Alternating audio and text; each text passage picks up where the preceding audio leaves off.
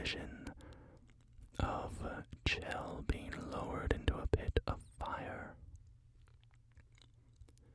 But of course, that can't be right. That's not how this story ends. So we're back here in test chamber 19 of the Aperture Science Enrichment Center to finally reach the end of our test with Aperture Science. And we have been promised that cake will be served. So that should be a lovely little treat. We just have to use our portals to ride this platform as it travels over this toxic, acidic liquid.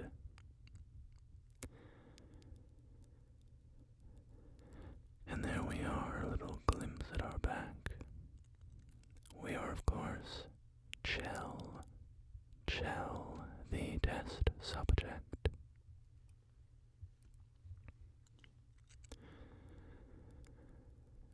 And look at that. A sign with a slice of cake on it.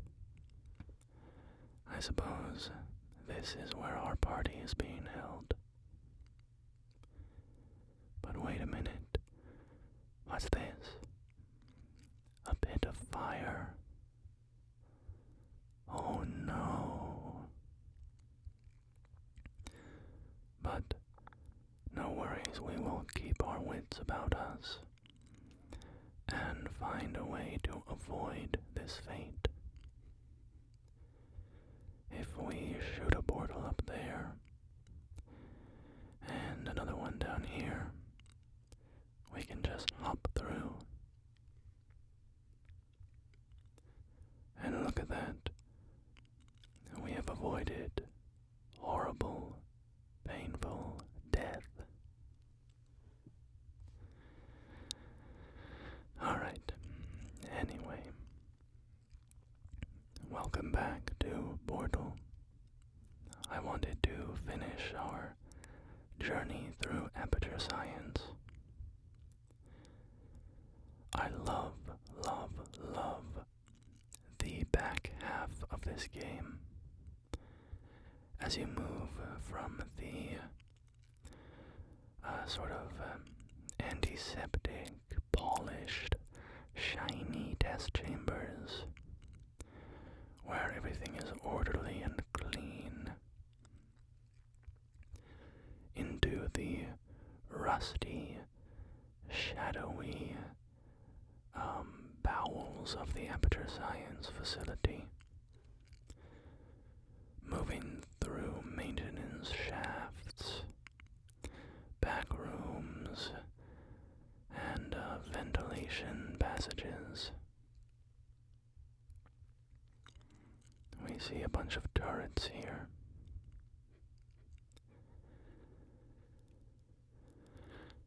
And the sort of vibe shift in this game, when you get into this area, I really love. It's very exciting, and the design is great, and GLaDOS is talking to you, but her voice sounds different because the speaker systems aren't as fleshed out back here, and all this stuff, so I really enjoy it. And one thing I wanted to do in this video, because I got some feedback a while back on my Modern Warfare video.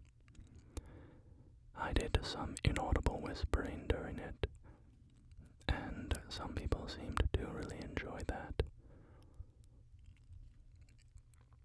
So why don't we go ahead and I'll do some inaudible whispering for a while here. So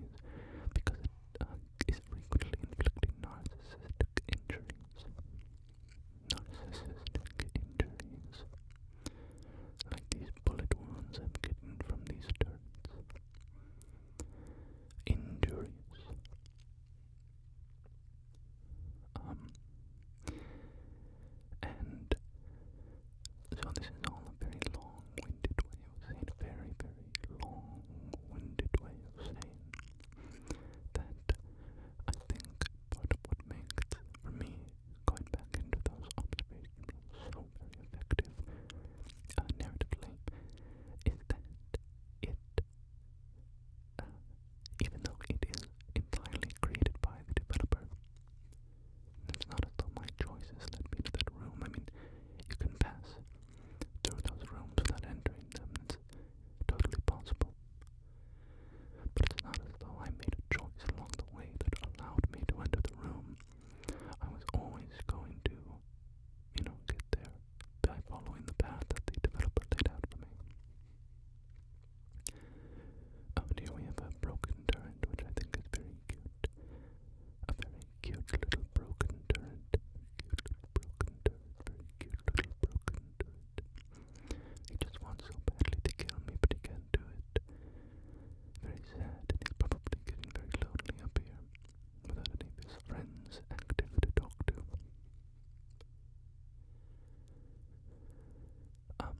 So even though it is not my choice, was it, 2, 3, 10, 100, 500, 1,000, 10,000, 100,000 players, Portal are all going to go into that little overlook room.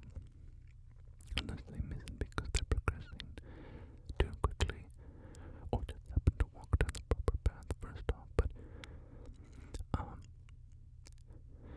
the developers do really intend for you to go that way, and they engineer the level design in such a way that you're probably going to. So how, if the developer has intended for this to happen, how have I basically been led by the hand into this room? Does it not inflict a narcissistic injury? Does it not feel that way? Well, the difference is that the reality of the situation is being respected. It doesn't matter if it's all an illusion that I'm actually affecting the world. In the video game, if it feels like I am, then that's all you need. That's really all you need. So, when it comes to the overlook rooms, the reason they're effective is because you saw them earlier, and now you're escaping into the back rooms of the place, and so it only makes sense, or it's very fulfilling to come back to them on the other side, because it comports with what you know about the world, right?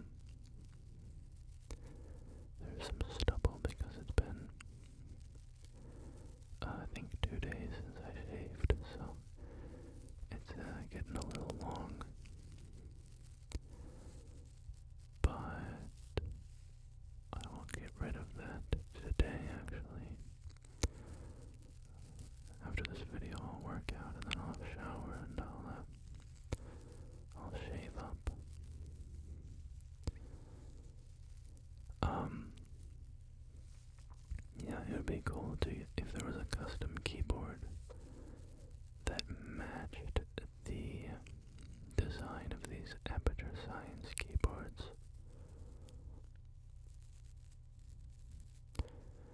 Be very gentle on the beard scratching. Very gentle. GLaDOS, you know, it's funny, I love Portal and I have for many years, but I don't actually know what GLaDOS stands for. I would assume the OS is, you know, for operating system, but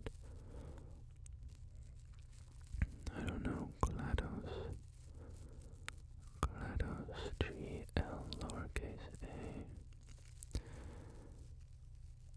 D-O-S. I don't know.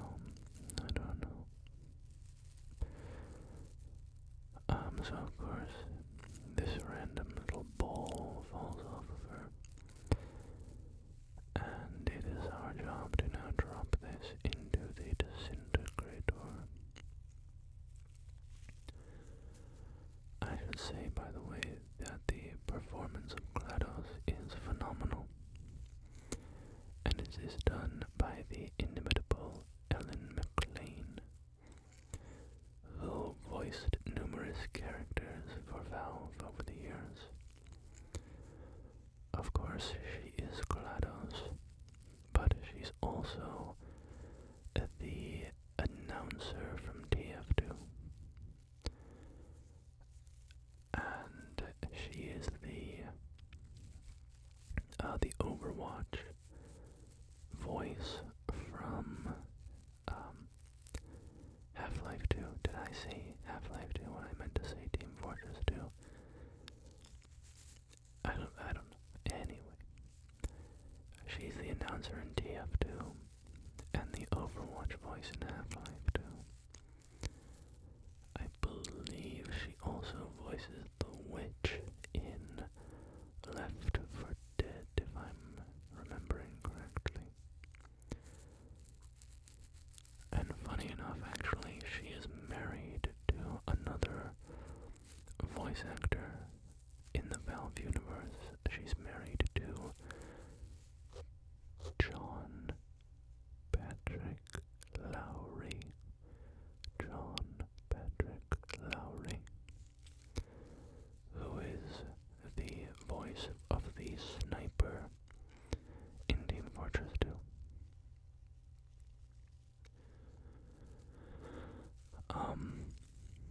The voice actors for Team Fortress 2, by the way, they're a delightful group of people.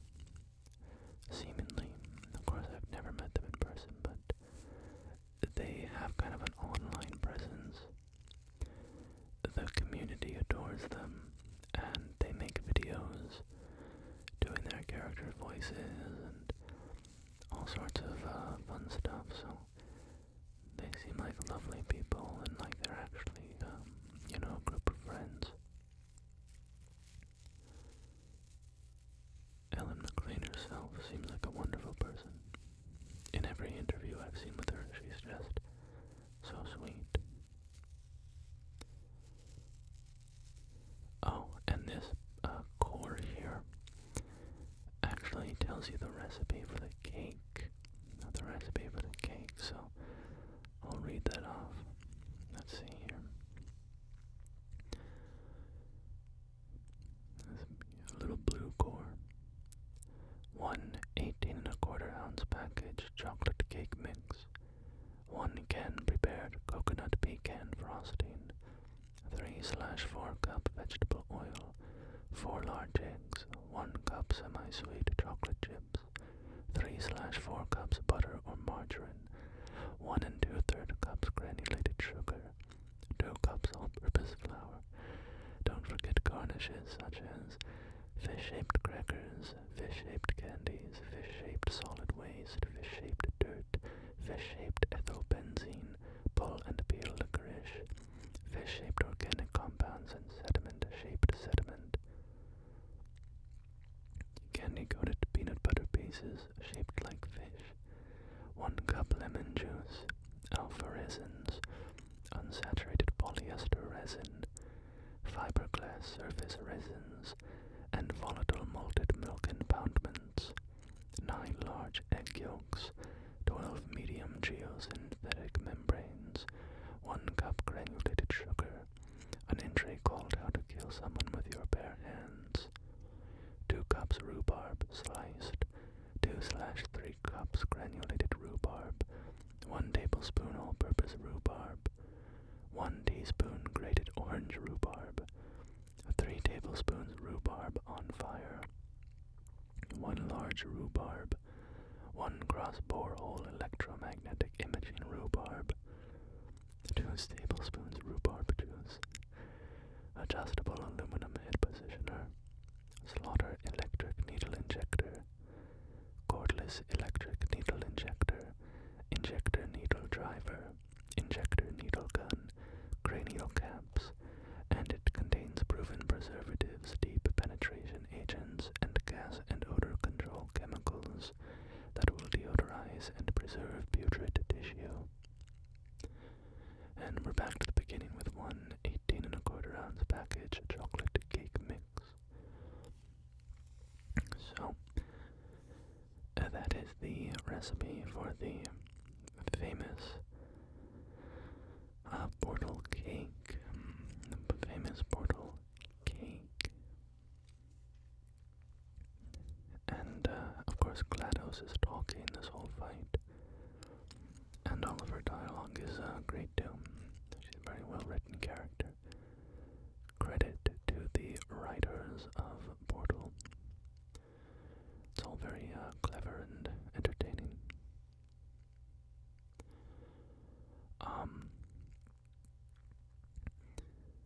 Yeah, you just have to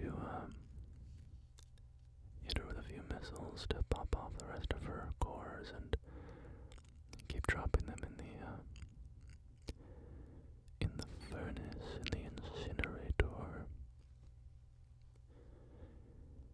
When I was younger, some of my friends, for one of my birthdays, actually baked me a cake that looked like the Portal cake, which was very sweet of them because, of course, I've loved this game for a long time, and they knew that, but now that I'm thinking about it, that recipe really emphasizes the rhubarb a lot. There's a lot of talk about rhubarb, and it was making me chuckle.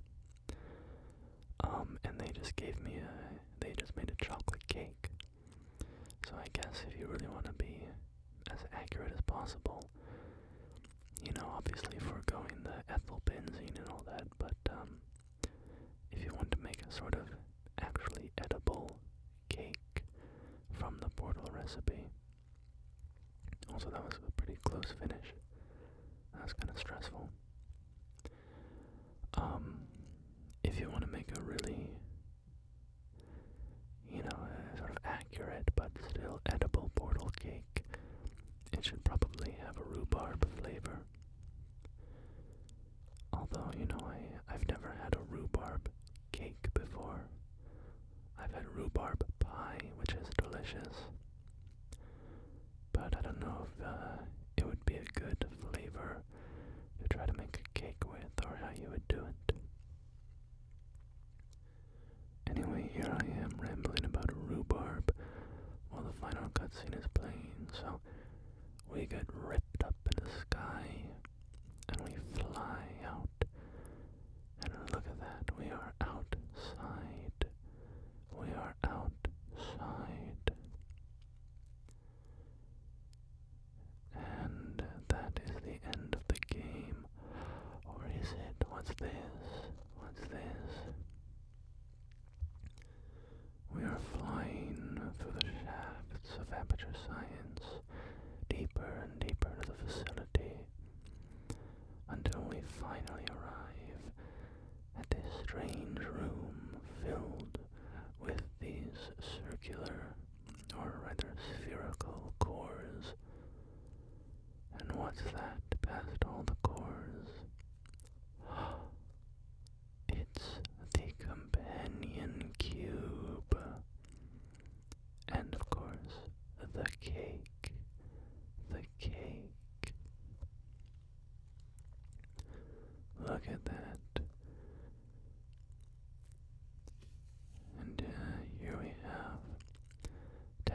assessment report. This was a triumph. I'm making a note here, huge success. It's hard to overstate my satisfaction. Aperture Science. We do what we must because we can. For the good of all of us, except the ones who are dead.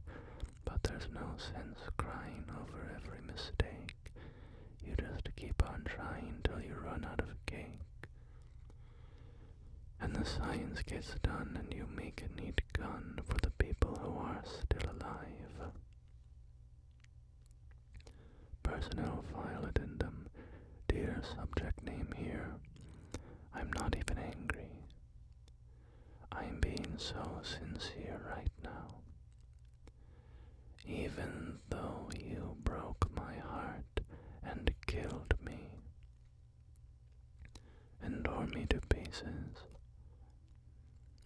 and threw every piece into a fire. As they burned, it hurt because I was so happy for you. Now these points of data make a beautiful line, and we're out of beta, we're releasing on time. So I'm glad I got burned to think of all the things we learned for the people who are still alive. Personnel file addendum. One last thing. Go ahead and leave me. I think I prefer to stay inside. Maybe you'll find someone else to help you. Maybe Black Mesa. That was a joke. Ha ha, fat chance.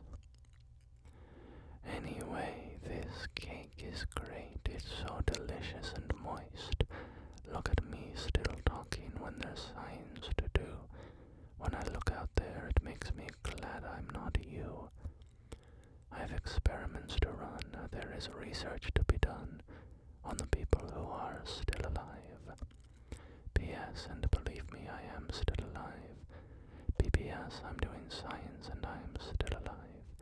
P.P.P.S. I feel fantastic and I'm still alive. Final thought. While you're dying, I'll be still alive. Final thought, P.S. And when you're dead, I will be still alive. Still alive. Thank you for participating in this Enrichment Center activity.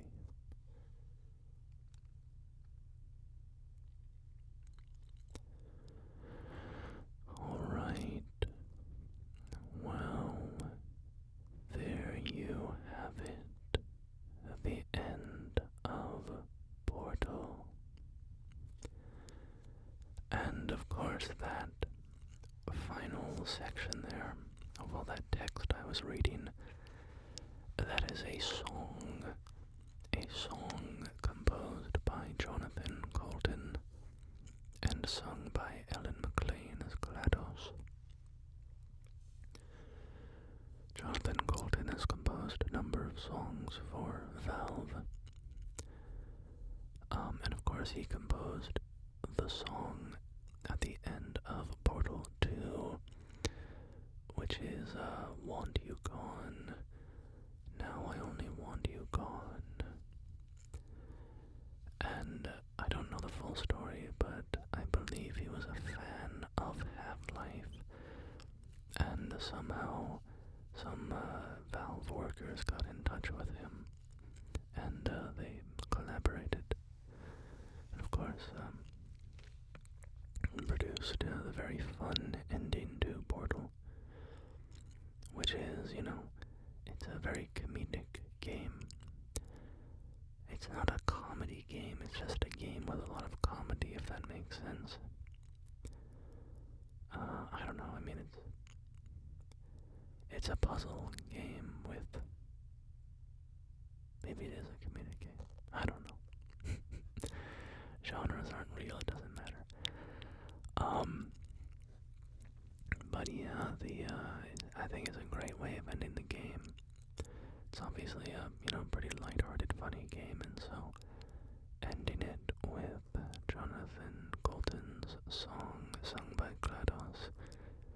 feels very appropriate, and it's it's a lot of fun. So, but yeah, it would be cool. I definitely want to do more Valve games. For instance, in my map wandering series, where I wander around multiplayer maps from, Call of Duty and Halo and stuff, you can all be sure I am going to be wandering through Team Fortress 2 maps. Team Fortress 2 is maybe my favorite multiplayer game of all time. In terms of, competitive multiplayer games like that. What's funny though is, or not funny, I guess just, my particular experience is, when I think of Team Fortress 2, I do not think of the Steam version with a million, hats and outfits and different weapons and stuff. I played Team Fortress 2 on the orange box on the Xbox 360. And I adored the orange box. I don't know, maybe someday I should make a video just about the orange box. Or at the very least I should, look at all the games on it. But the orange box is one of the best gaming packages or deals, I guess, products, I suppose, ever released, in my opinion.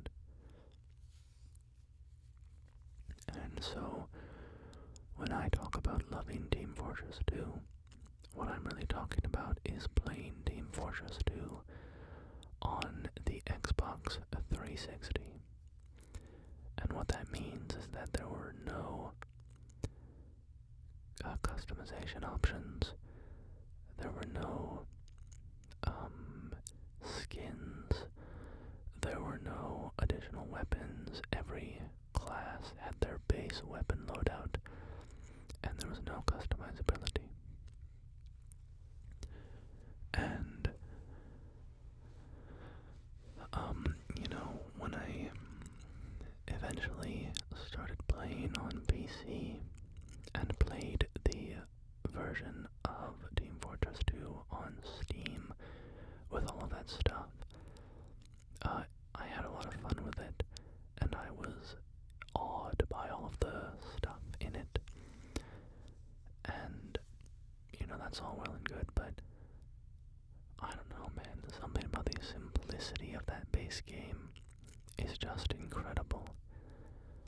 All the classes are so perfectly built. They all work alongside each other so nicely. Their visual identities are all so crisp and obvious. And I just think it's an amazing multiplayer experience.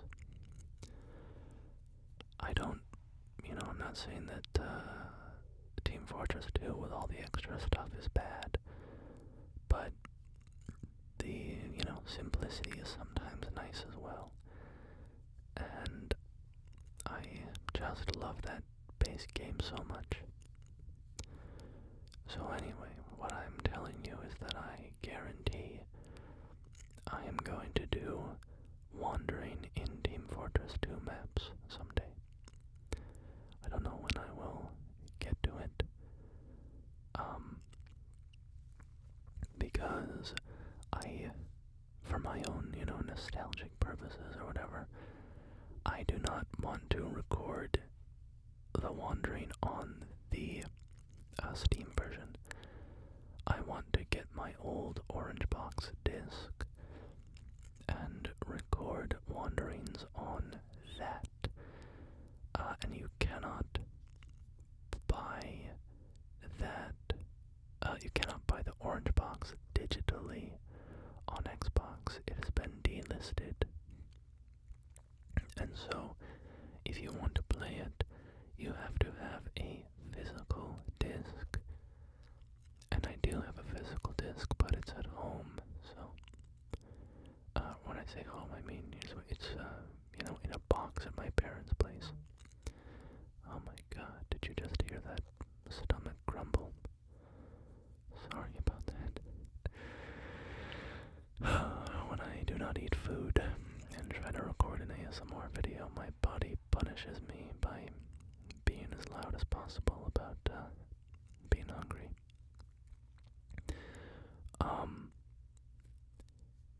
So yeah, I'm looking forward to doing TF2 map wanderings. I really love those maps, and I was thinking it would also be kind of fun to do something I did a lot in them, which was glitch yourself out of the map. Back in those days, I spent a lot of time, people would glitch to get out of the map, and then do stuff like, build a teleporter that led you up into the sky, and you would be walking around up in the sky on an invisible floor, and, using these kind of cheatery type strategies to help win matches. But for me, it was more just about the fun of the exploration. I loved getting out of the map and exploring the backdrops. So that would be a fun video as well, doing all of the glitch routes that I remember for getting out of the map. It's been a while, but I think I at least remember one of them, the one on 2 Fort. It's a very long route, but you can eventually get to the grain silos, I think. It takes a long time, but there's a bunch of steps. Because you have to be an engineer and you have to keep building dispensers so that you can have the material to build new teleporters and blah blah blah. But that would be a cool video. But putting that video aside, I'm definitely going to do map wanderings in TF2. And, maybe some other Valve games generally would be cool to play. I'm not necessarily going to do a full Let's Play. I don't think I would want to. Or at least not at the moment. I don't really want to, but doing Half-Life 2 would be cool. Maybe I could just wander around Half-Life environments, clear out the enemies, and then explore the... Oh, you know what, that's a great idea, actually. I really like that idea. Clearing out, like, the coastal highway area, and then, like, walking along the beaches and checking out the old rundown buildings and stuff like that. That's an exciting idea. I like that. Yeah, I don't think I would really do any Let's Plays, like full, long form Let's Play through the whole game over a series of videos, because I don't know, it just gets a little boring to me, I guess. Well, that's not quite it's not like literally boring in the moment.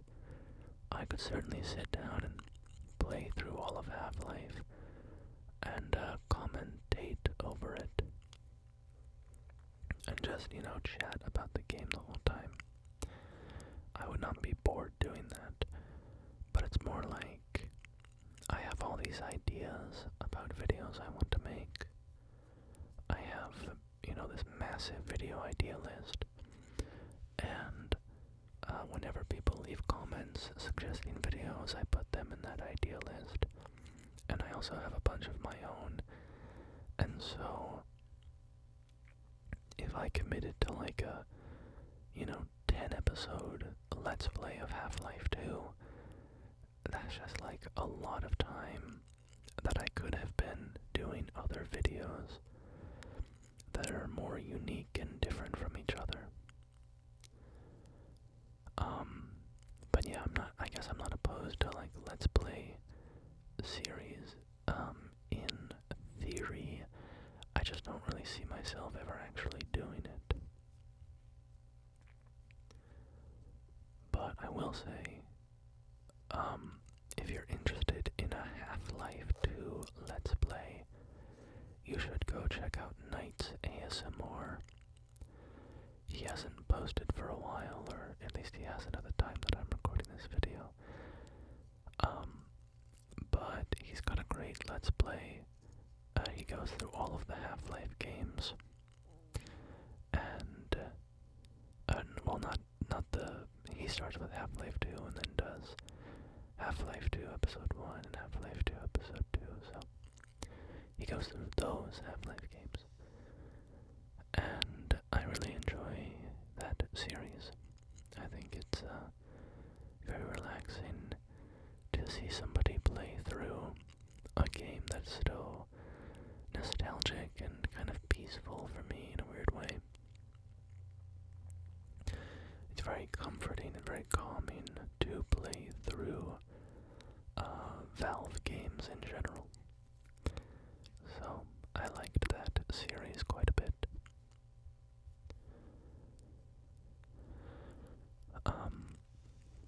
But yeah, I think that's I've wandered off topic quite a lot. This was a Portal video, and I ended up talking about like Team Fortress 2 and Half-Life for 20 minutes, so maybe that should be my sign to wrap things up a little bit. Wrap things up a little bit. Maybe a little beard scratching to play us out. Just very light, very light.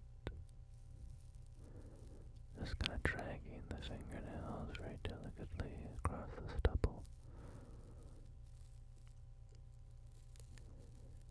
If you're already drifted off to sleep, then I wish you very sweet dreams. And if you are using this to focus while you work or something like that, then I wish you good luck with that. Or as my brother says, he's recently started not saying good luck. He now says good skills. He thinks it's very funny to say good skills. Because you shouldn't be relying on luck. Your skills are enough to let you succeed. Oh my god, my stomach just yowled again. That one was that one was kind of bad. I feel like I might even have to cut that one out. But I don't know, maybe I'll leave it in because it's just kind of funny, I guess. But yeah, so I guess good skills to you all. Good luck to you all. I hope things stay very peaceful for you. I hope things are very peaceful for you and that they stay that way. I hope that you find a little